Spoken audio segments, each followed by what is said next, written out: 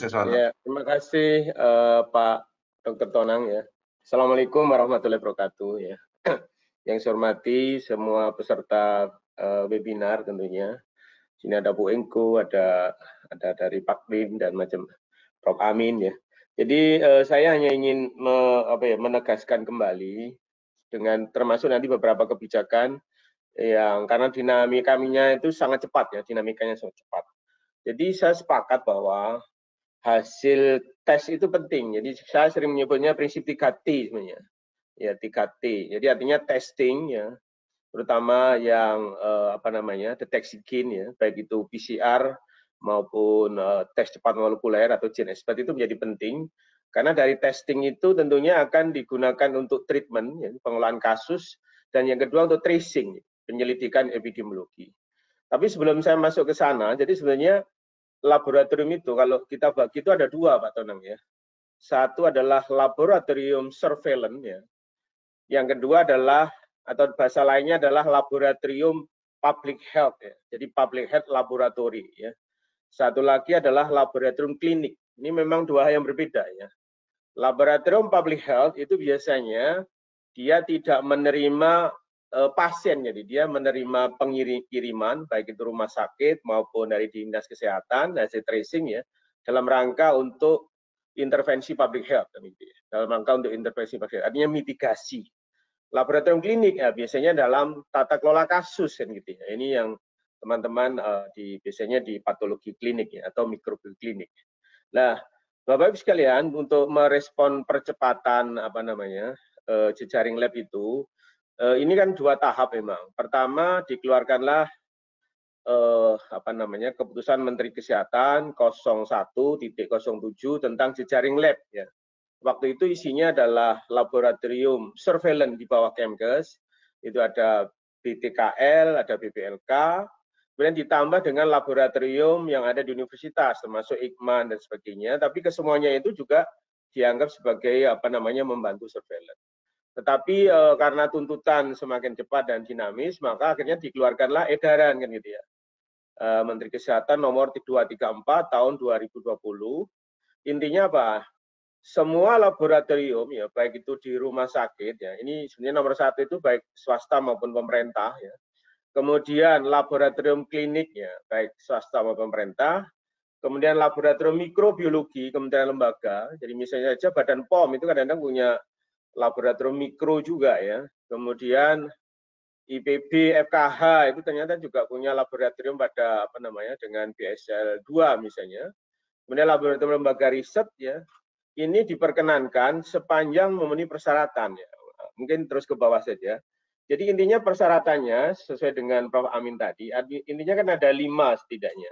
Pertama adalah dari sisi prasarana, artinya dari sisi bangunan harus memenuhi persyaratan biosafety level 2 kan gitu ya.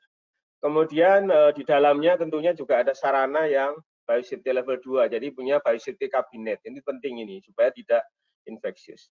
Yang ketiga tentunya harus punya mesin real time PCR. Ya, tadi mesin itu ya banyak, kan ada Abbott, ada Biuret, ada macam-macam, jadi ada ABI dan ini macam-macam, dan kadang-kadang itu reagennya juga bisa berbeda. Tapi yang tidak kalah penting adalah mempunyai SDM yang kompeten, yang biasa mengerjakan virus infeksius gitu ya. Karena kadang-kadang sering disalah tafsirkan, jadi misalnya ini kan biasa kerjakan PCR apa dulu? Misalnya di Dharma E, jangan-jangan itu adalah PCR untuk sel kanker misalnya, kan berbeda dengan yang virus infeksius. Dan yang terakhir adalah mempraktekkan biosafety, biosecurity dan GLP tentunya, good laboratory practice. Nah, karena sudah kita bebaskan supaya laporan itu menyatu dan bisa dimanfaatkan untuk tadi tracing ya, maka semua laporan dimasukkan dalam ini ya. Kita sudah menyediakan aplikasi, jadi HTTP, kemudian /2 double ini call record info periksa. Jadi ini semua yang sudah jalan, sekarang ada 52, tadi sudah sampaikan Prof Amin, sudah mendapatkan passwordnya, jadi supaya bisa masuk gitu ya. Ya, terus berikutnya. Lah barangkali langsung ke persyaratan barangkali. Lah, yang lampiran betul, yang lampiran di bawah. Nah, jadi ini adalah menjadi penting ya, karena apa? selama ini karena kita menyebutkannya adalah hasil uji PCR begitu, kemudian hampir semua gubernur dan bupati itu tanya pada kami ingin beli PCR begitu, beli mesinnya saja gitu. Tetapi lupa bahwa itu harus ada fasilitas prasarana BSL-2, harus ada SDM yang kompeten, kemudian implikasinya juga reagen yang mulai dari ekstraksi RNA sampai dengan amplifikasi DNA-nya, kemudian praktek biosafety, biosecurity, ya terus ke bawah, dan juga good laboratory practice. Nah inilah peran Litbang sehingga kita sekarang melepas intinya, tetapi dengan persyaratan kan, dengan persyaratan sehingga keamanan dari katakanlah teknisi laboratorium atau petugas lab itu juga aman, kemudian virusnya tidak bocor ke lingkungan yang malah membuat infeksi kepada masyarakat sekitar kan gitu ya.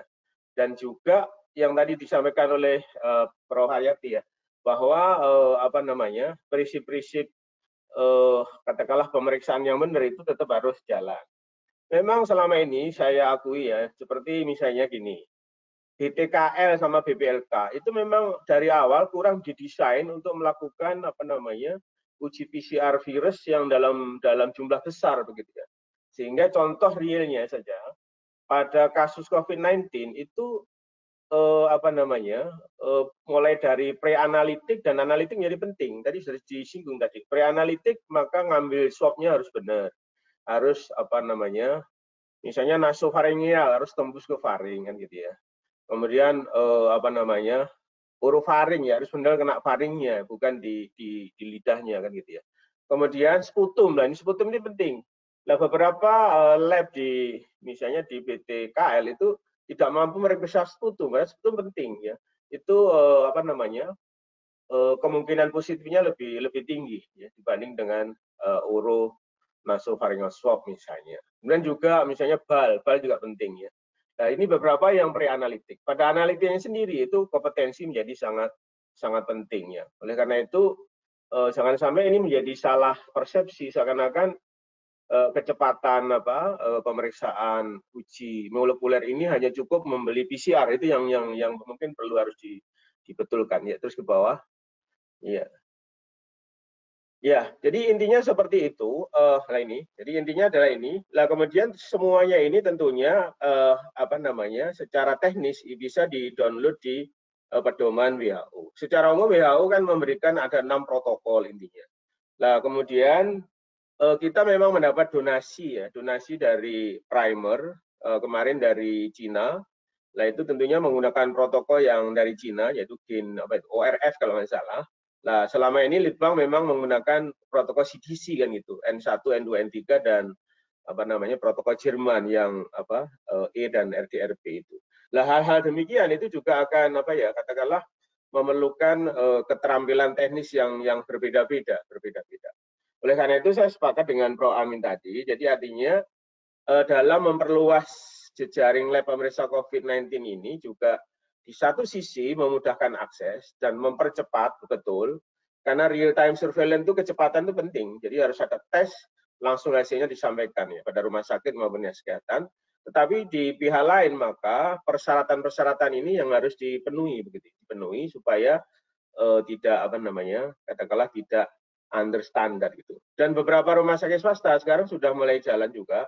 Misalnya kalau boleh saya ambil contoh di di Medistra, ya, kemudian Siloam juga ada, ya. Jadi sudah mulai jalan. Cuma barangkali begitu ini lebar, luas, dan barangkali mungkin koordinasi dalam pelaporannya ini yang harus menjadi ke depan harus diperhatikan.